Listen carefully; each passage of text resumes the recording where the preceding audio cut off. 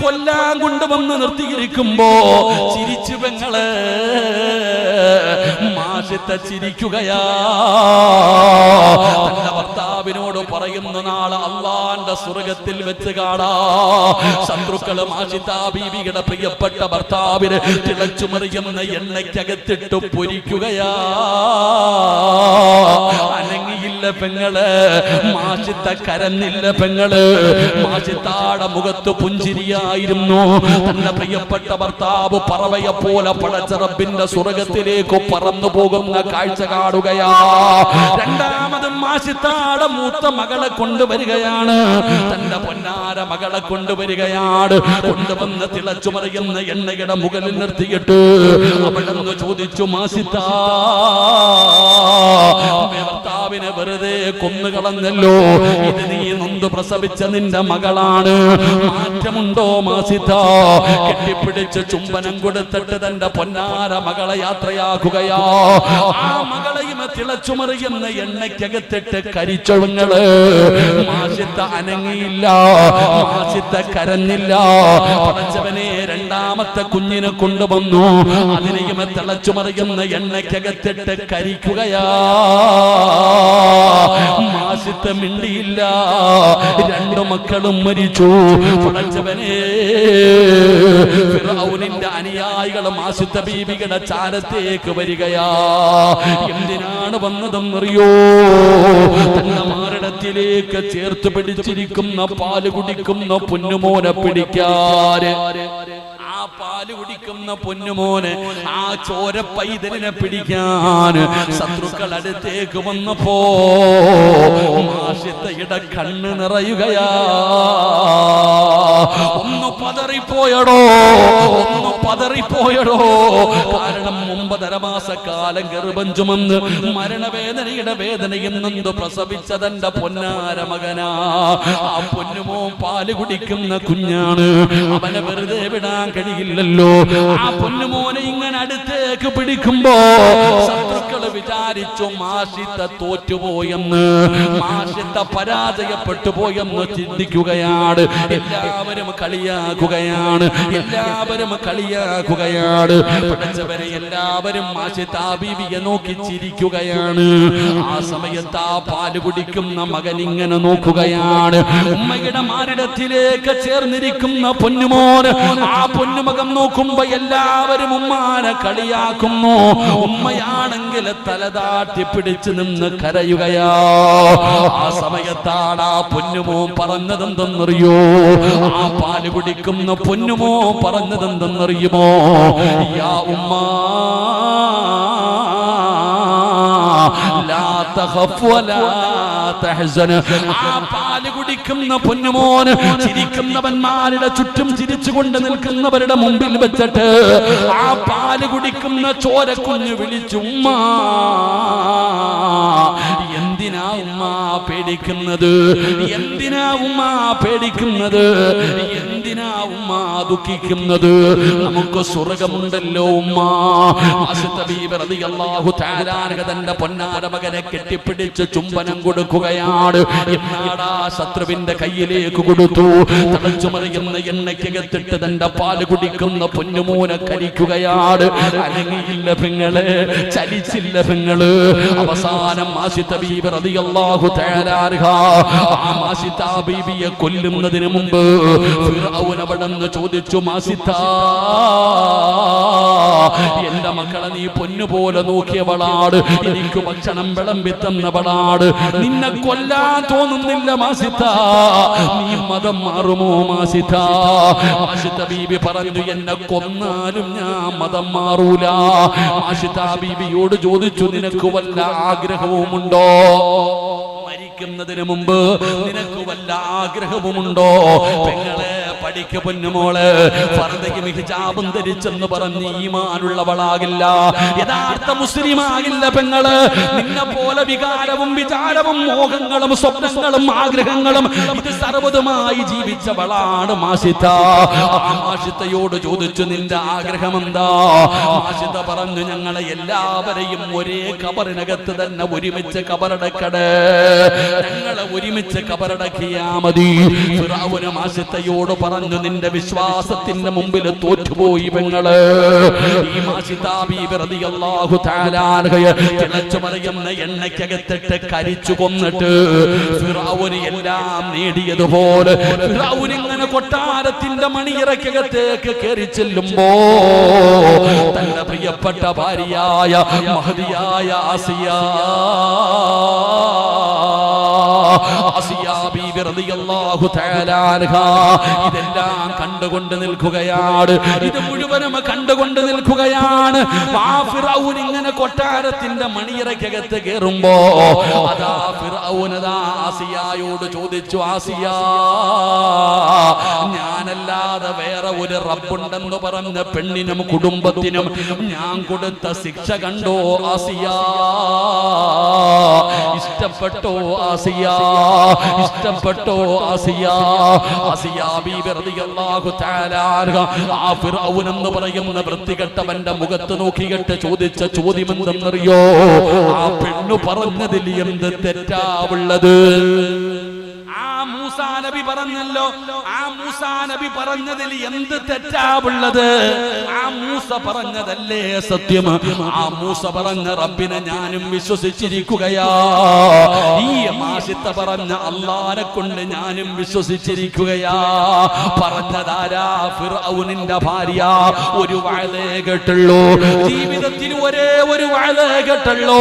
ഒരു പ്രവാചകന്റെ ഭാര്യയല്ല, ഒരു പ്രവാചകന്റെ മകളല്ല, ഒരു പ്രവാചകന്റെ സഹോദരിയല്ല, ഒരു സാധാരണ മനുഷ്യന്റെ മകളായ ആസിയ എന്ന് പറയുന്ന മഹദിയെ കുറിച്ച് അല്ലാഹ് പറഞ്ഞതെന്നറിയോ?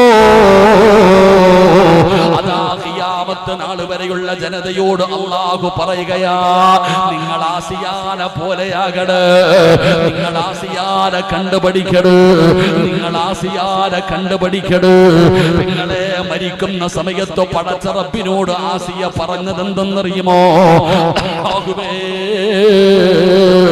ബൈതം ഫിൽ ജന്ന,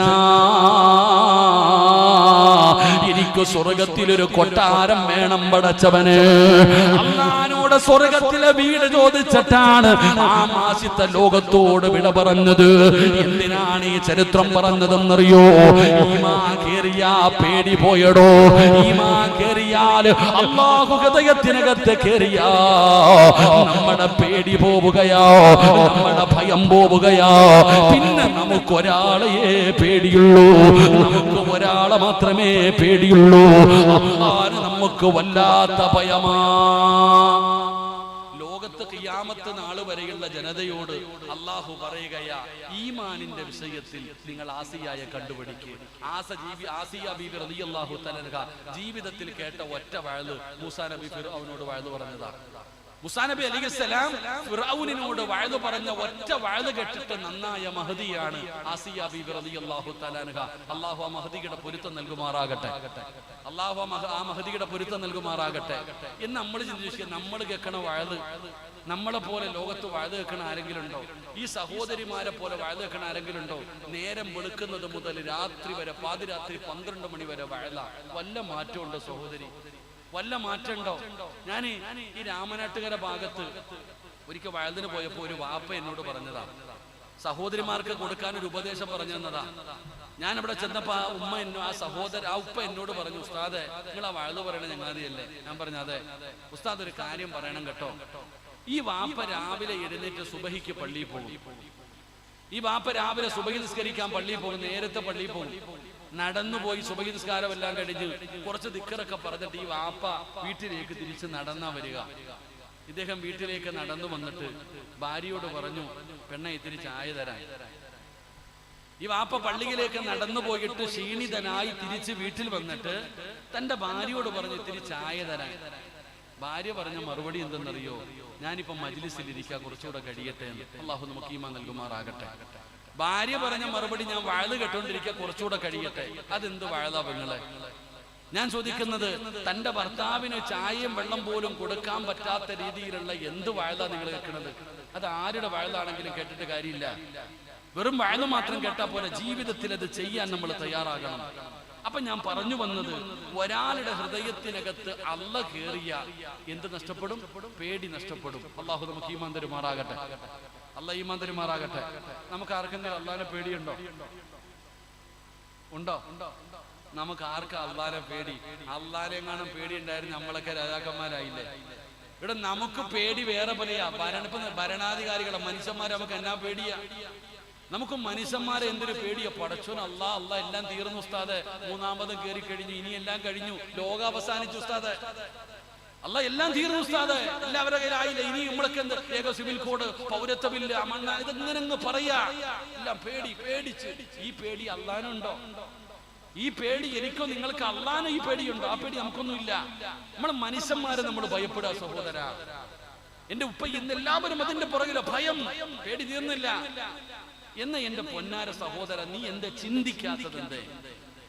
അള്ളാഹുവിന്റെ വിശുദ്ധമായ ഖുർആനിൽ അള്ളാഹു സുബ്ഹാനഹു വ തആല ഒരുപാട് സ്ഥലങ്ങളിൽ പറഞ്ഞത് ചിന്തിക്കാനാ.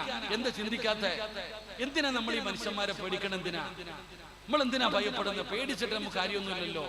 ഇവിടെ നീ ജനിച്ചപ്പോ നിന്റെ ഉമ്മാടെ വയറ്റിൽ കിടന്നപ്പോ തന്നെ അള്ളാഹു സുബ്ഹാനഹു വ തആല നിന്റെ ജനനം മുതൽ മരണം വരെയുള്ള കാര്യങ്ങൾ തീരുമാനിച്ചല്ലോ.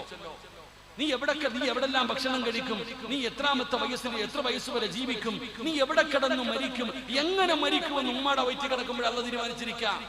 ഇപ്പൊ പത്തനാപുരത്ത് കിടക്കണം ഞാൻ, പടച്ചോനെ പത്തനാപുരത്തിന്റെ കുഗ്രാമമാണ് എടത്തറ, അവിടെ കിടക്കുന്ന ഞാന് ഇന്ന് നിങ്ങളുടെ നാട്ടിൽ വന്നു, വയത് പറയാൻ വന്നൊന്നുമല്ല, എനിക്ക് ഈ ചങ്ങാതിയുടെ വീട്ടിൽ ഇത്തിരി ഭക്ഷണം എഴുതിയിട്ടുണ്ട്, അത് കഴിക്കാൻ വന്നു ഞാൻ. നിങ്ങളുടെ വീട്ടിലെ ഭക്ഷണം ഈ ചങ്ങാതിയുടെ വീട്ടിൽ അള്ളാഹു എനിക്ക് റിസ്ക് എഴുതിയിട്ടുണ്ട് എന്റെ ഉമ്മാടെ വയറ്റിൽ കിടന്നപ്പോ. ആ റിസ്ക് നിന്നുന്നതിന് വേണ്ടി വന്നു ഞാൻ. അതാ ഒരു കാരണം വാഴത്, അത്രേ ഉള്ളൂ. എനിക്ക് അള്ളാഹു ഓരോ കാര്യങ്ങളും തീരുമാനിച്ചു വെച്ചിരിക്കുകയാ. ആ തീരുമാനങ്ങൾ അനുസരിച്ച് കാര്യങ്ങൾ നടന്നുകൊണ്ടേയിരിക്കും. നീ അള്ളാഹുവിനെ മനസ്സിലാക്കേണ്ട രീതിയിൽ മനസ്സിലാക്ക്. അള്ളാഹ് പറയുന്നത് നീ അനുസരിച്ച് ജീവിക്ക്. അപ്പൊ അള്ളാഹു നിന്നെ സഹായിക്കും. എന്തൊരു ദുആയായിരുന്നു പടച്ചോനെ. വാപ്പായ്ക്ക് പോലും ഇതുപോലെ ദുആ ചെയ്തിട്ടുണ്ടാവില്ല. മരിച്ചുപോയ വാപ്പായ്ക്ക് ഉമ്മായ്ക്ക് ദുആ ചെയ്യുന്നതിനേക്കാളും വലിയ ദുആ അള്ളാഹ് രക്ഷപ്പെടുത്തണേ, അള്ളാഹ് അധികാരം കൊടുക്കല്ലേ, അള്ളാഹ് അധികാരം കൊടുക്കല്ലേ അള്ളാഹ്. എന്നിട്ട് എന്നാ പറ്റി ചങ്ങാതി? എന്തുവായിരുന്നു? എന്റെ സഹോദര, അള്ളാഹുവിന് ചില തീരുമാനങ്ങളുണ്ട്. ആ തീരുമാനങ്ങൾ അനുസരിച്ച കാര്യങ്ങൾ നടക്കുക. നീ നിന്റെ കാര്യങ്ങൾ നോക്ക്. നിയമങ്ങൾ കണ്ട് നീ പേടിക്കരുത്. നിയമങ്ങൾ കണ്ട് വലിപ്പം കണ്ട് നീ ഭയപ്പെടാതെ. പടച്ച റബ്ബിന്റെ ഖളാ തീരുമാനങ്ങളാ. നീ എന്താ വിചാരിച്ചിരിക്കണത്? ഓസിന് കയറി പോകാൻ പറ്റുന്നതാണ് സ്വർഗം. മൂന്നാറ് പോലെ അല്ലെങ്കിൽ വയനാട് ചുരം കയറുന്ന പോലെ ഓസിന് കയറി പോകാൻ പറ്റുന്ന സ്ഥലമാണോ സ്വർഗം? അല്ല കാക്കാമാരെ, താടിയും തഴമ്പും പോരാ. അള്ളാടെ സ്വർഗം ഓസിന് കയറി പോകാൻ പറ്റുന്ന ഊട്ടിയാണെന്ന് നീ വിചാരിച്ചു? അല്ല. അള്ളാഹു പറയുകയാ ഓസിന് കയറി പോകാൻ പറ്റൂല സ്വർഗത്തിൽ. അള്ളാഹുവിന്റെ സ്വർഗം വെറുതെ കയറി പോകാൻ പറ്റുന്ന സ്ഥലമല്ല. അള്ളാഹു പറയുകയാണ്,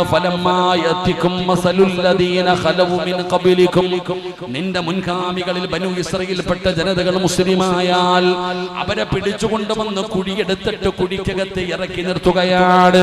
തലയുടെ മധ്യഭാഗത്ത് ഈർച്ചവാള് വെക്കും. തലയുടെ മധ്യഭാഗത്ത് ഈർച്ചവാള് വെച്ചിട്ട് അവരോട് ചോദിക്കും, നീ മതം മാറുന്നുണ്ടോ? അല്ലാഹുവേ, മതം മാറില്ല എന്ന് പറയുന്നവനെ മരം മുറിക്കുന്നത് പോലെ രണ്ട് കഷ്ടമായിട്ട് മുറിച്ചു കൊല്ലുമായിരുന്നു. അല്ലാഹുവിന്റെ പ്രവാചകൻ പറഞ്ഞ ചരിത്രമാണ്, അല്ലാതെ സിനിമാ കഥയല്ല, ഏതെങ്കിലും സീരിയലിന്റെ കഥയല്ല.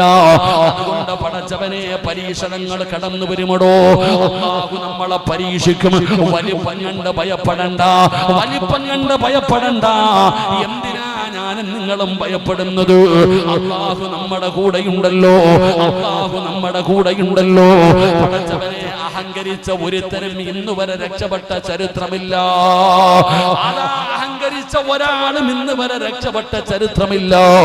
അല്ലാഹുവിന്റെ വിശുദ്ധമായ ഖുർആൻ ചരിത്ര സഹിതം എണ്ണി പറയുന്നുണ്ട്. അതുകൊണ്ട് വലിപ്പമാണ് ഉസ്താദേ, എല്ലാം അവരുടെ കയ്യിലാണെന്നുള്ള നിന്റെ പേടി കളയടാ ചങ്ങാതി. എന്റെ ഉപ്പയോട് പറയുന്ന കളവുപ്പ. ഉസ്താദ് മഗ്രിബ് നമസ്കരിക്കുമ്പോ ഇമാം ഓതുന്ന ഒരു സൂറത്തുണ്ടല്ലോ, അലം തറ കൈഫ ഫഅല റബ്ബുക ബി അസ്ഹാബിൽ ഫീൽ അലം യജഅൽ കൈദഹും ഫീ തദ്ലീൽ വഇജാറത്തിൻ മിൻ സിജീൽ ഒരിക്കലെങ്കിലും നീ ഇതിന്റെ അർത്ഥമൊന്ന് വായിച്ചു നോക്കണേ. എന്റെ പെങ്ങളോട് പറയുകയാണ്, എന്റെ ഉപ്പമാരോട് പറയുകയാണ്, ജീവിതത്തിൽ ഒരിക്കലെങ്കിലും ഞാൻ ഓതിയ ഈ സൂറത്തിന്റെ അർത്ഥമൊന്ന് വായിച്ചു നോക്കണേ. അമ്മ പറയുന്നത് എന്തെന്നറിയുമോ? അപ്രകത്തെന്ന് പറയുന്ന ഭരണാധികാരി ലോകത്തിലെ ഏറ്റവും വലിയ ജീവിയായ ആനയെന്ന് പറയുന്ന മൃഗവുമായി മക്കത്തുള്ള അല്ലാഹുവിന്റെ പരിശുദ്ധമായ കഅബാലയം പൊളിക്കാൻ വരികയാണ്. വരുന്നത് ആനയുമായിട്ടാണ്. മക്കക്കാരുടെ കയ്യിൽ ആനയില്ല, മക്കക്കാരുടെ കയ്യിൽ ആനയില്ല. അതുകൊണ്ട് ആനയുമായിട്ട് അല്ലാഹുവിന്റെ കഅബാലയം പൊളിക്കാൻ അപ്രകത്തെന്ന് പറയുന്ന ഭരണാധികാരി വന്നപ്പോ അല്ലാഹ് എന്തേ ചെയ്തത്? അലം തറ കൈഫ ഫഅല റബ്ബുക ബി അസ്ഹാബിൽ ഫീൽ അലം യജഅൽ കൈദഹും ഫീ തദ്ലീൽ വഅർസല അലൈഹിം ത്വയ്റൻ അബാബീൽ.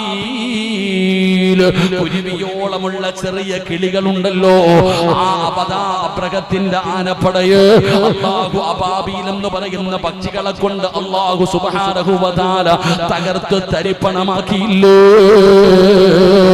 അല്ലാഹു തകർത്ത് കളഞ്ഞില്ലേ? എന്തേ ചിന്തിക്കാത്തത്?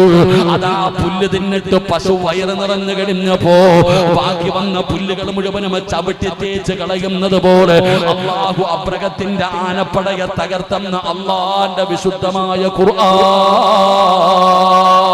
അതുകൊണ്ട് പഠിക്കടോ, അല്ലാഹുവിന്റെ ദീനെ തകർക്കാൻ ആര് നോക്കിയാലും, അല്ലാഹുവിന്റെ ദീനിനെ തകർക്കാൻ ആര് നോക്കിയാലും അവര് അല്ലാഹു അവരുടെ കാര്യം നോക്കുകയാണ്. ഇതാണ് ചരിത്രം പഠിപ്പിച്ചത്. മുസ്ലിമീങ്ങളെ പീഡിപ്പിക്കുമ്പോ, മുസ്ലിമീങ്ങളെ കൊന്നെടുക്കുമ്പോ, അല്ലാഹുവിന്റെ ദീനിനെ തകർക്കാൻ ശ്രമിക്കുമ്പോ അല്ലാഹുവിനറിയാം ദീനിനെ നിലനിർത്താൻ ഇത് പടച്ച റബ്ബിന്റെ മതമാണ്, ഈ ദീൻ അല്ലാഹുവിന്റേതാണ്. ഈ ദീനിനെ നിലനിർത്താൻ അല്ലാഹുവിനെ നല്ലതുപോലെ അറിയാം. അല്ലാഹുവിന്റെ പരിശുദ്ധമായ ഖുർആനിൽ അല്ലാഹു ആദ സമുദായത്തെ പറയുന്നില്ലേ? സമൂദ് ഗോത്രത്തെ കുറിച്ച് പറയുന്നില്ലേ? ആരാണ് ആദെന്നറിയോ? ആദെന്ന് പറയുന്ന സമുദായത്തെ കുറിച്ച് പഠിക്കണം പെങ്ങള്. അതായി തെങ്ങുകളോളം വലിപ്പമുള്ള ജനതയായിരുന്നു. ആദെന്ന് പറയുന്ന സമൂഹത്തിന്റെ വലിപ്പം തെങ്ങിനോളം നീളമുള്ള മനുഷ്യന്മാരായിരുന്നു. അവരെ പോലെ ഒരു വിഭാഗത്തെ അല്ലാഹു ഖിയാമത്ത് നാൾ വരെ പടയ്ക്കൂല. തെങ്ങിനോളം വലിപ്പമുള്ള നല്ല ആരോഗ്യമുള്ള ഒരു വിഭാഗമായിരുന്നു ആദെന്ന് പറയുന്ന സമുദായം. അവർക്ക് വല്ലാത്ത ആരോഗ്യമായിരുന്നു, വല്ലാത്ത കഴിവായിരുന്നു. അവര് പടച്ച റബ്ബിനെ മറന്നപ്പോ അല്ലാഹു സുബ്ഹാനഹു വ തആല പടച്ചവനെ അല്ലാഹുവിന്റെ വിശുദ്ധമായ ഖുർആൻ പറയുകയാ, യഥാ കൊടുങ്കാറ്റടിക്കുകയാ, 7 രാത്രിയും 8 പകലും പടച്ചവരെ തണുപ്പുള്ള കൊടുങ്കാറ്റ് ഒരു നിമിഷം പോലും നിൽക്കാതെ അല്ലാഹുവിനെ മറന്ന് ജീവിച്ചപ്പോ, പ്രവാചകന്മാരെ കൊല്ലാൻ അവര് തയ്യാറായപ്പോ അല്ലാഹു സുബ്ഹാനഹു വ തആല കൊടുങ്കാറ്റ് കൊടുത്തിട്ട് ഈന്തപ്പന മരങ്ങൾ ചുവടോടെ വീഴുന്നത് പോലെ ആദ് സമുദായം ചത്തുപോയത് നീയൊക്കെ കണ്ടില്ലേ? അല്ലാഹു ഖുർആനിൽ ചോദിക്കുകയാ, ഇതൊക്കെ കണ്ടിട്ട് നിനക്ക് മനസ്സിലാകുന്നില്ലേ? മോനെ, സമൂദ് എന്ന് പറയുന്ന ഒരു ഗോത്രമുണ്ടായിരുന്നു. ആദെന്ന് പറയുന്ന സമുദായത്തിന് കൊടുങ്കാറ്റടിച്ചിട്ടാണ് ഇവര് മുഴുവനും ചത്തുപോയതെന്ന് മനസ്സിലായപ്പോ ഇവര് പാറ തുരന്നിട്ട് അതിനകത്ത് കയറി വീട് വെച്ചവരാ സമൂദ് ഗോത്രം. അവര് പാറയ്ക്കകത്ത് കയറി വീട് വെച്ചു. കൊടുങ്കാറ്റുണ്ടായാൽ ചലിക്കൂലല്ലോ. പടച്ചവനെ അവസാനം അല്ലാഹു സുബ്ഹാനഹു വ തആല പാറ തുരന്ന് വീട് വെച്ചിട്ട് ജീവിച്ച സമൂദ് എന്ന് പറയുന്ന ഗോത്രത്തിന് അല്ലാഹു സുബ്ഹാനഹു വ തആല ഭയാനകമായ ശബ്ദം കൊടുത്തിട്ട് ചെവിക്കല്ല് പൊട്ടിപ്പോകുന്ന രീതിയിൽ അവര് പടച്ചവനെ കബറടക്കാൻ പോലും ആളില്ലാതെ ചത്തും മലർന്നു കിടന്നു എന്ന് അല്ലാഹുവിന്റെ വിശുദ്ധമായ ഖുർആൻ പറയുമ്പോ, എന്റെ സഹോദരാ, അല്ലാഹു ചോദിക്കുന്നു, ഇതൊക്കെ പോരേടാ പൊന്നുമോന്, ഇതൊക്കെ കണ്ടിട്ട് നിനക്കെന്തേ മനസ്സിലാക്കാൻ കഴിയാത്തത്? അതുകൊണ്ട് എന്റെ പ്രിയപ്പെട്ടവരോട് പറയുകയാ, അല്ലാഹു നമ്മുടെ കൂടെയുണ്ട് സഹോദരാ. അല്ലാഹുവിനെ കുറിച്ച് പഠിക്ക്, അല്ലാഹുവിനെ കുറിച്ച് മനസ്സിലാക്കൂ. അല്ലാഹു നമ്മുടെ ഹൃദയത്തിനകത്ത് കേറട്ടെ. അല്ലാഹു നമ്മുടെ ഹൃദയത്തിനകത്ത് കേറിയാ പിന്നെ പേടിയില്ല വാപ്പമാര്, പേടിയില്ല ചെറുപ്പക്കാര്. നമുക്കാകെ പേടിയുള്ളത് അല്ലാഹനെയാ. അവരാണ് പടച്ചവര്. അല്ലാഹയെ കുറിച്ച് പറയുന്നത് തന്നെ പേടിയാണോ? ഒരു യഥാർത്ഥ മുഅ്മിനായ മനുഷ്യന്റെ മുമ്പിൽ അല്ലാഹ് എന്ന് പറഞ്ഞാൽ തന്നെ അവന്റെ കൈകാല് വിറയ്ക്കുകയാ. ഇന്നമൽ മുഅ്മിനൂന അല്ലദീന ഇദാ ദുകിറല്ലാഹ്, ഇന്നമൽ മുഅ്മിനൂന അല്ലദീന ഇദാ ദുകിറല്ലാഹ്, അല്ലാഹനെ കുറിച്ച് പറഞ്ഞു കഴിഞ്ഞാൽ വജിലത്തു ഖുലൂബുഹും, അവരുടെ ഹൃദയങ്ങൾ കിടുങ്ങുകയാണ്, അവരുടെ കൈകാലുകൾ വിറയ്ക്കുകയാണ്, അവരുടെ കൺതടങ്ങൾ നിറഞ്ഞു ഒഴുകുകയാണ്. ജീവിതത്തിൽ വന്ന അപരാധങ്ങൾ മുഴുവനും പടച്ച റബ്ബിന്റെ മുമ്പിൽ ഏറ്റുപറഞ്ഞിട്ട് അവർ അല്ലാഹുവിലേക്ക് പശ്ചാത്തപിച്ച് മടങ്ങുന്നവരാണ്. അതുകൊണ്ട് എന്റെ പ്രിയപ്പെട്ടവരോട് പറയുകയാ, ഈ സദസ്സിലിരിക്കുന്നവരോട് നമുക്ക് വേണ്ട ഒന്നാമത്തെ ക്വാളിറ്റി എന്തെന്നറിയോ? നമ്മൾ അല്ലാഹുവിനെ ഭയക്കുന്നവരാകണം, നമ്മൾ അല്ലാഹനെ ഭയക്കുന്നവരാകണം. അവർ അല്ലാഹുവിനെ ഭയന്നവരാ. അതുകൊണ്ടാ നമ്മൾ അവരെ ആദരിക്കുന്നത്, നമ്മൾ അവരെ ബഹുമാനിക്കുന്നത്. അവർ അല്ലാഹനെ അറിഞ്ഞവരാണ്. നമ്മളും അല്ലാഹനെ അറിയണം ചെറുപ്പക്കാരാ. അല്ലാഹനെ അറിഞ്ഞു കഴിഞ്ഞാൽ നിങ്ങളെ നിനക്ക് പടച്ചവനെ യൂസുഫ് നബിയുടെയും സുലൈഖ ബീവിയുടെ ചരിത്രം വല്ലാത്ത ഇഷ്ടമാണല്ലോ. അതാ സുലൈഖ ബീവിയുടെ പാട്ട് പാടുന്ന പെങ്ങളുണ്ടല്ലോ. സുലൈഖയുടെ ചരിത്രം നിനക്കറിയുമോ? പടച്ചവനെ സുലൈഖ ബീവി റളിയല്ലാഹു തആല അൻഹാ യൂസുഫ് എന്ന് പറയുന്ന ചെറുപ്പക്കാരനോട് പ്രണയം കൂടിയിട്ട് കൊട്ടാരത്തിനകത്ത് വിളിച്ചു കയറ്റിയിട്ട് വാതിലടയ്ക്കുകയാണ്. കൊട്ടാരത്തിന്റെ മണിയറക്കകത്ത് യൂസുഫ് എന്ന് പറയുന്ന ചെറുപ്പക്കാരനെ വിളിച്ചു കയറ്റിയിട്ട് കൊട്ടാരത്തിന്റെ വാതിലടയ്ക്കുകയാ. എന്നിട്ട് സുലൈഖ എന്ന് പറയുന്ന രാജകുമാരി യൂസുഫിനോട് പറയുന്നു, യൂസുഫേ, എനിക്ക് നിന്നെ വല്ലാത്ത ഇഷ്ടമാണ് യൂസുഫേ, എനിക്ക് നിന്നോട് വല്ലാത്ത പ്രണയമാണ് യൂസുഫേ, എന്റെ ആഗ്രഹമൊന്ന് സാധിച്ചതാടാ, എന്റെ മോഹമൊന്ന് സാധിച്ചതാടാ. ഒരാളും കാണില്ലടാ യൂസുഫേ, ഇത് കൊട്ടാരത്തിന്റെ മണിയറയാ യൂസുഫേ എന്ന് പറഞ്ഞുകൊണ്ട് സുലൈഖ എന്ന് പറയുന്ന രാജ്യത്തെ രാജകുമാരി ഒരുങ്ങി നിന്നിട്ട് യൂസുഫ് എന്ന് പറയുന്ന ചെറുപ്പക്കാരന് തന്റെ മാറിടത്തിലേക്ക് പിടിച്ച് ചേർത്ത് വെച്ചിട്ട് സുലൈഖ യാചിക്കുമ്പോ യൂസുഫ് എന്ന് പറയുന്ന ചെറുപ്പക്കാരൻ പറഞ്ഞ മറുപടി ഖാല മഅദല്ലാഹ്, സുലൈഖ, ആര് കാണുന്നില്ലെങ്കിലും അല്ലാഹ് കാണുന്നുണ്ട് സുലൈഖ, അല്ലാഹ് കാണുന്നുണ്ട് സുലൈഖ. പടച്ചവനെ, ഇന്നി അഖാഫുല്ലാഹ്, എനിക്ക് അല്ലാഹനെ പേടിയാ സുലൈഖ. യൂസുഫിന്റെ കമീസ് വലിച്ചു കീറിയല്ലോ, അവസാനം ജയിലിനകത്ത് അടയ്ക്കപ്പെട്ടല്ലോ. എങ്കിലാ സുലൈഖയ്ക്ക് ഒരു ചരിത്രം കൂടെയുണ്ട് പെങ്ങള്. ആ സുലൈഖയുടെ ചരിത്രം അത്രമാത്രമല്ല, അവസാനം യൂസുഫ് നബിയെ പിടിച്ചിട്ട്, യൂസുഫ് എന്ന് പറയുന്ന ചെറുപ്പക്കാരനെ പിടിച്ചിട്ട് തന്റെ ആഗ്രഹം സാധിപ്പിച്ച് തരാത്തതിന്റെ പേരിൽ ജയിലിലടച്ചല്ലോ. വർഷങ്ങളോളം ജയിലിനകത്ത് കിടന്നു, നിരപരാധിത്വം തെളിഞ്ഞു. അവസാനം യൂസുഫ് നബി അല്ലാഹുവിന്റെ പ്രവാചകനായി, ഈജിപ്തിന്റെ ഭരണാധികാരിയായി ഈ സുലൈഖാനെ വിവാഹം കഴിച്ചു.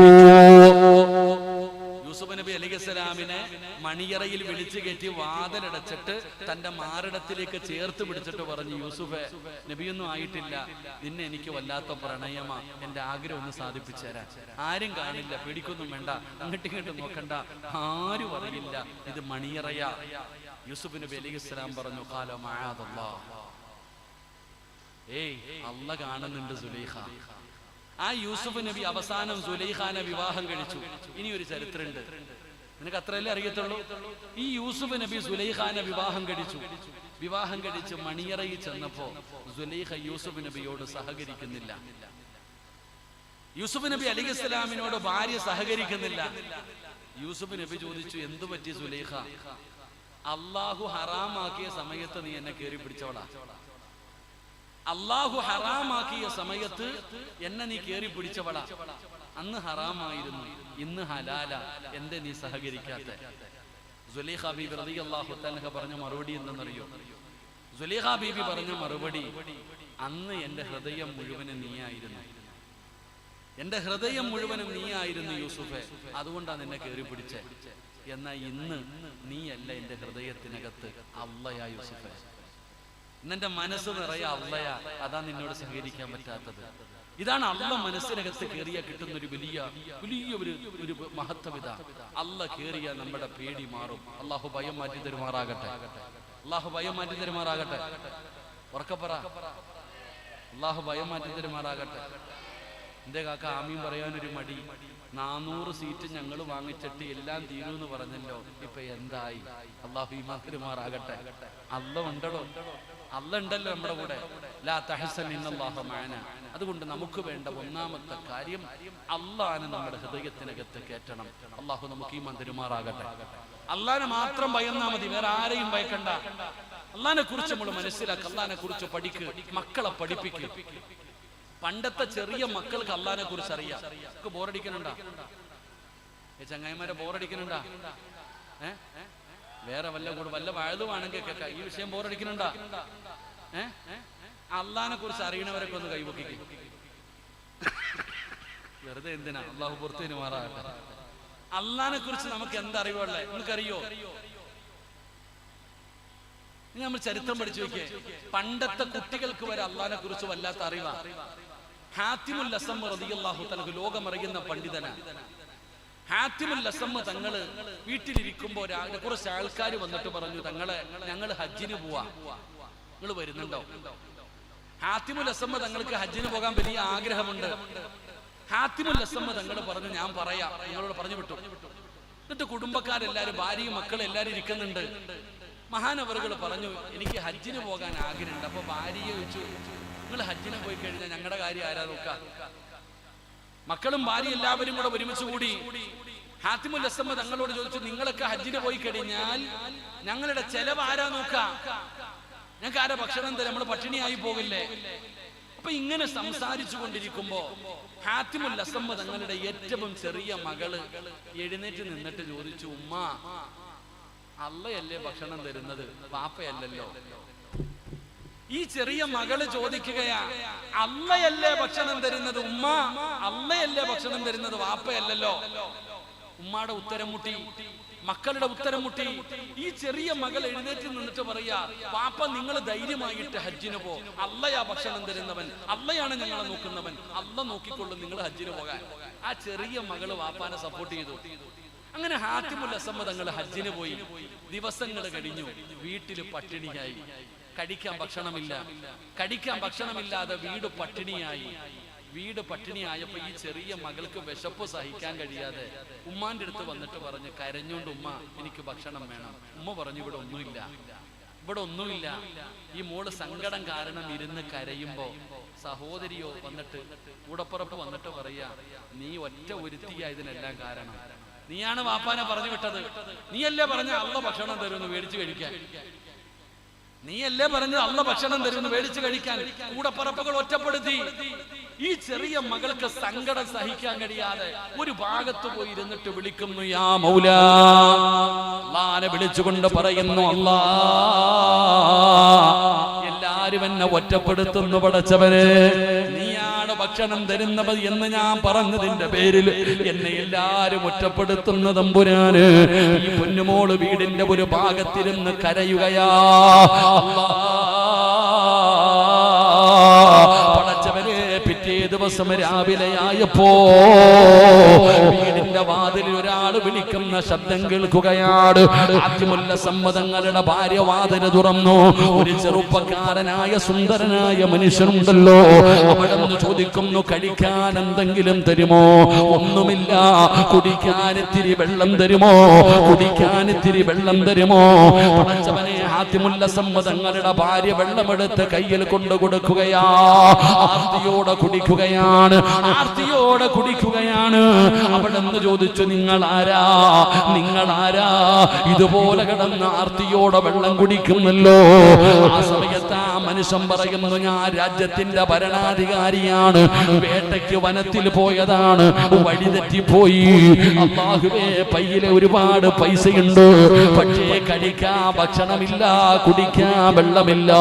എന്നെ തെരഞ്ഞെന്റെ പട്ടാളം നടക്കുകയാണ്. അവസാനം പട്ടാളക്കാര് മുഴുവനും ആദ്യമുല്ല സമ്മതങ്ങളുടെ വീടിന്റെ മുമ്പിൽ വന്നു. രാജാവിനെ കണ്ടുപിടിച്ചു. അവിടെ നിന്ന് ചോദിച്ചു, നിങ്ങൾ ആരുടെ വീടാണ്? ഇതാരുടെ വീടാണ്? പടച്ചവനെ, ആദ്യമുല്ല സമ്മതങ്ങളുടെ ഭാര്യ പറഞ്ഞു, സുബ്ഹാനല്ലാഹ്, രാജ്യത്തിന്റെ ഭരണാധികാരിയാണെന്ന് പറഞ്ഞപ്പോ അവിടെ നിന്ന് പറഞ്ഞു, സുബ്ഹാനല്ലാഹ്. രാജാവ് ചോദിച്ചു, എന്തിനാ സുബ്ഹാനല്ലാഹ് പറയുന്നത്? ഇന്നലെ എന്റെ വീടിനകത്ത് തിന്നാൻ ഭക്ഷണമില്ലാതെ എന്റെ പൊന്നുമോള് വീടിനകത്തിരുന്ന് കരഞ്ഞു.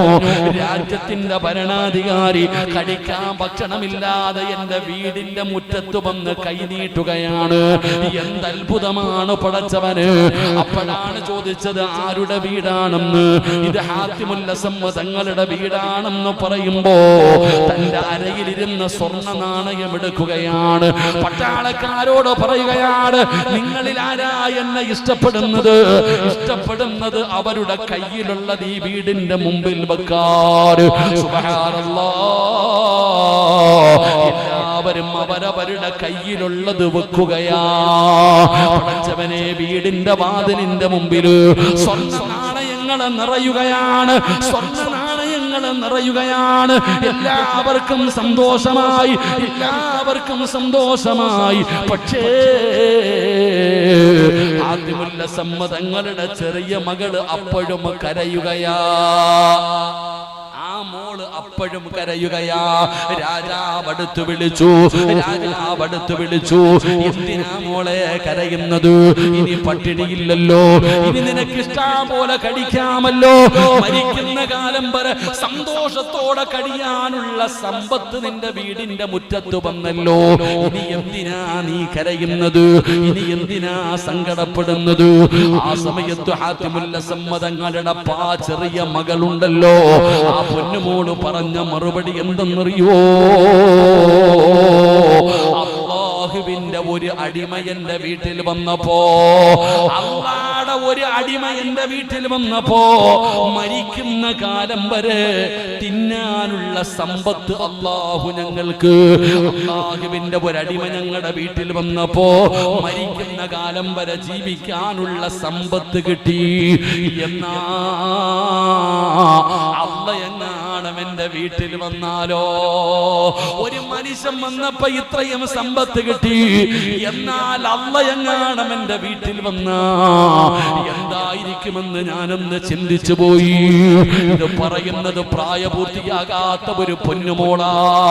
ഇങ്ങനായിരുന്നു പണ്ട് മക്കളെ വളർത്തിയിരുന്നത്. ഉമ്മ തെറ്റ് ചെയ്താ തിരുത്തുന്ന മക്കളുണ്ടായിരുന്നു, ഉമ്മ തെറ്റ് ചെയ്താ തിരുത്തുന്ന മക്കളുണ്ടായിരുന്നു, അപ്പയോട് നന്മ പറഞ്ഞു കൊടുക്കുന്ന മക്കളുണ്ടായിരുന്നു. അതുകൊണ്ട് ഈ സദസ്സിലിരിക്കുന്നവരോട് പറയുകയാ, അല്ലാഹനെ മനസ്സിലാക്കൂ, അല്ലാഹു ഹൃദയത്തിനകത്ത് കേറട്ടെ, അല്ലാഹനെ കുറിച്ചുള്ള ഭയം വരട്ടെ. അല്ലാഹനെ കുറിച്ചുള്ള ഭയം നിന്റെ ജീവിതത്തിലേക്ക് കടന്നു വന്നാ പിന്നെ പേടിക്കണ്ടടോ, പിന്നെ നമുക്കൊരു ഭയവും വേണ്ട. നമ്മൾ ഒന്നിനെയും ഭയപ്പെടണ്ട, നമ്മൾ ഒന്നിനെയും ഭയപ്പെടണ്ട. മരണത്തെ പോലും നമ്മൾ ഭയപ്പെടേണ്ട സഹോദരാ, മരണത്തെ പോലും നമ്മൾ ഭയക്കണ്ട. കാരണം മരണം സമ്മാനമാണ്, അല്ലാഹു തന്റെ അടിമയ്ക്ക് കൊടുക്കുന്ന സമ്മാനമാണ് മരണം. തുഹ്ഫത്തുൽ മുഅ്മിനിൽ മൗത്ത്, മരണം സമ്മാനമായി ലഭിക്കുകയാണ്. അല്ലാഹുവേ, ഹൃദയത്തിനകത്ത് ഈമാൻ ഉറച്ചു കഴിഞ്ഞാൽ അല്ലാഹുവിനെ കുറിച്ചുള്ള കുറിച്ചുള്ള ഭയം കടന്നു വന്നാൽ മരണം പേടിയില്ല, മരണം പേടിയില്ല. പെങ്ങളെ, ഞാനൊരു ചരിത്രം പറയട്ടെ. മഹാനായ ഉമർ ഇബ്നു അബ്ദുൽ അസീസ്, ഉമർ ഇബ്നു അബ്ദുൽ അസീസ് റളിയല്ലാഹു തആല അൻഹുവിന്റെ ചരിത്രം അറിയുമോ? ഉമർ ഇബ്നു അബ്ദുൽ അസീസ് ആരാണെന്നറിയുമോ? ആരുടെ മകനാണെന്നറിയോ? ഉമർ ഇബ്നു അബ്ദുൽ അസീസ് റളിയല്ലാഹു തആല അൻഹുവിന്റെ ചരിത്രം വായിച്ചാ കരയാത്ത കണ്ണുകൾ കരയുമടോ.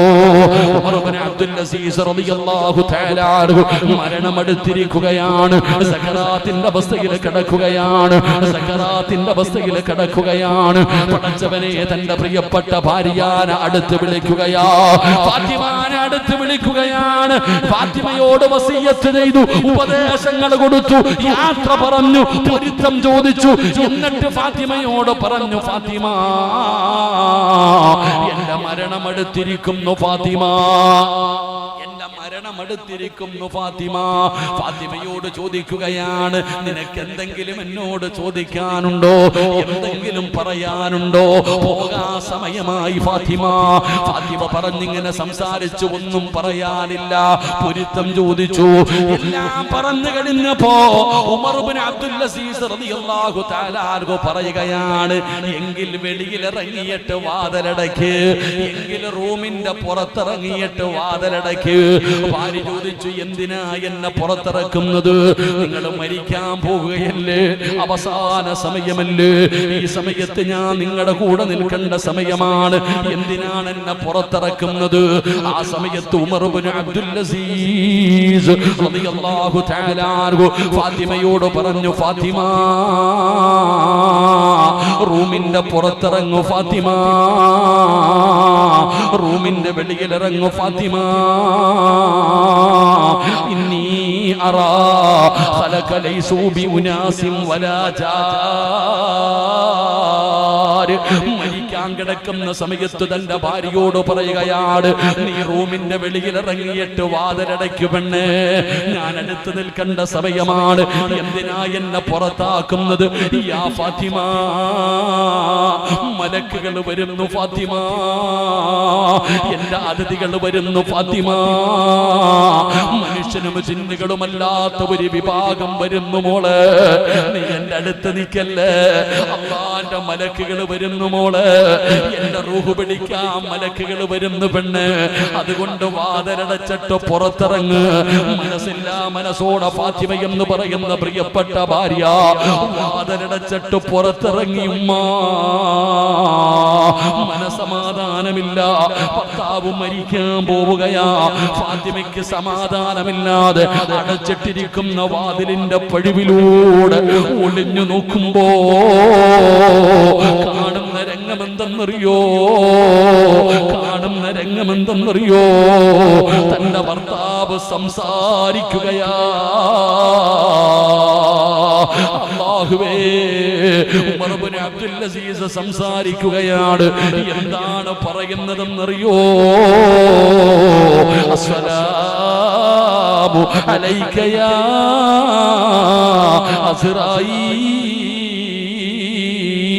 അസ്റായീൽ. അസ്റായീലിനോട് സലാം പറയുകയാ, അസ്റായീലിനോട് സലാം പറയുകയാ.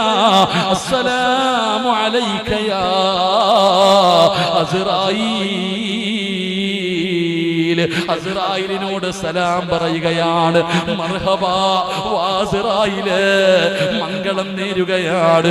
ഫാത്തിമ നോക്കുമ്പോ തന്റെ ഭർത്താവ് ഖുർആൻ ഓതുകയാ. അസ്റായീൽ റൂഹ് പിടിക്കാമെന്നപ്പോ, അസ്റായീൽ റൂഹ് പിടിക്കാമെന്നപ്പോ തന്റെ ഭർത്താവ് ഖുർആൻ ഓതുകയാണ്. ഉമർ ഇബ്നു അബ്ദുൽ അസീസ് ഖുർആൻ ഓതുകയാണ്. ഏതായത്താ ഓതിയതെന്നറിയോ? ഏതായത്താ ഓതിയതെന്നറിയോ? തിൽകദ്ദാറുൽ ആഖിറത്തു നജഅലുഹാ ലില്ലദീന ലാ യുരീദൂന ഉലുവൻ ഫിൽ അർളി വലാ ഫസാദാ വലാ ആഖിബത്തു ലിൽമുത്തഖീൻ. ഉമർ ഇബ്നു അബ്ദുൽ അസീസ് റളിയല്ലാഹു തആല അൻഹു അസ്റായിൽ എന്ന് പറയുന്ന മലക്കം തന്റെ അനുയായികളെ റൂഹ് പിടിക്കാൻ കടന്നു വരുമ്പോ അവസാന സമയം അവിടെ കടന്ന് ഓതിയ ആയത്ത് തിൽകദ്ദാറുൽ ആഖിറത്തു നജഅലുഹാ ലില്ലദീന ലാ യുരീദൂന ഉലുവൻ ഫിൽ അർളി വലാ ഫസാദാ വൽ ആഖിബത്തു ലിൽ മുത്തഖീൻ. മുത്തഖീങ്ങൾക്കാണ് നല്ല മരണമുള്ളത്. മുത്തഖീങ്ങൾക്കാണ് നല്ല മരണമുള്ളത്.